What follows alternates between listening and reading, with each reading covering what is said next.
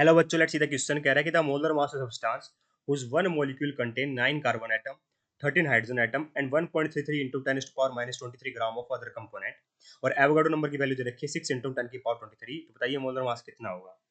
देखिए बेटा, हमें इतना पता है कि 9 तो कार्बन एटम्स है, ठीक है, 13 हाइड्रोजन एटम्स है, ठीक है, और जो अदर कंपोनेंट बच गया उसका मैं ये नहीं पता कौन सा कंपोनेंट है, पर उसका वेट बेटा है 1.33 into 10 की पावर माइनस 23 ग्राम है ना।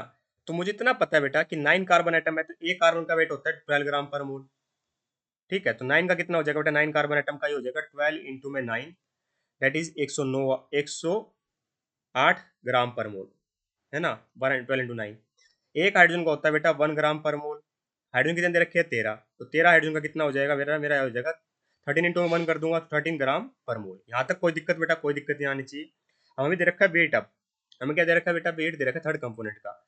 एक्चुअली में देखिए बेटा, ये हमारे एटम्स है ना, तो इसको मैं 108 ग्राम पर मोल को 108 एएमयू भी लिख सकता हूँ, ठीक है। और 13 ग्राम पर मोल को मैं 13 एएमयू भी लिख सकता हूँ, क्योंकि मैं ये जो वेट है ना बेटा, ग्राम में वेट है, मैं इसको एएमयू में निकाल लूंगा बेटा, क्या इसका मोलर मास, उसका क्या निकालूंगा बेटा, मोलर मास निकालने की कोशिश करूंगा, क्योंकि मुझे इतना पता है कि बेटा एक एएमयू क्या होता है, एक एएमयू होता है मेरा 1/6.06 1/6 इंटू में 10 की पावर 23, 1/6 इंटू में 10 की पावर 23 ग्राम। ये होता है बेटा एक एएमयू, ठीक है। बाई डेफिनेशन मैंने लिख दिया, ठीक है, क्योंकि 1/n एवोगाड्रो नंबर के ग्राम के 1/n ग्राम होता है बेटा।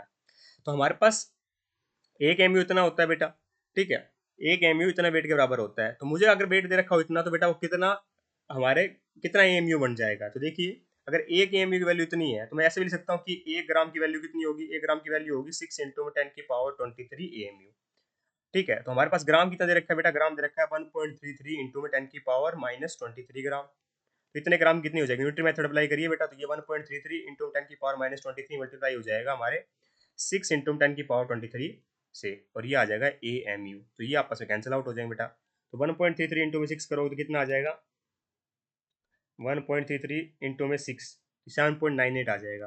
कितना आ जाएगा बेटा, 7.98 ए एम यू, ठीक है। तो टोटल मास कितना हो जाएगा बेटा, 108 प्लस 13, ठीक है, मोलर मास टोटल लिख रहा हूँ अब मैं, ठीक है, प्लस 7.98, जिसको लगभग मैं 8 भी लिख सकता हूँ, 8.0, ठीक है। ये किस में आ रहा है, एएमयू में। तो मैं आपको बता दूं बेटा कि हमारा न्यूमेरिकली एक एएमयू को मैं 1 ग्राम पर मोल भी लिख सकता हूँ बेटा, ठीक है। इसकी डेरिवेशन अलग होती है, उससे हमें कोई मतलब नहीं है। अब ये हमें जल्द ध्यान रखना अभी कि न्यूमेरिकली एक एएमयू 1 ग्राम पर मोल बराबर भी होता है। तो 108 प्लस 13 प्लस 8, ये कितना आ गया बेटा मेरा, ये आ गया 129 ग्राम पर मोल। ग्राम पर मोल लिख लो या फिर एएमयू लिख लो, एक ही बात है। Option number B is perfectly correct here. I hope you understand the answer. Thank you so much.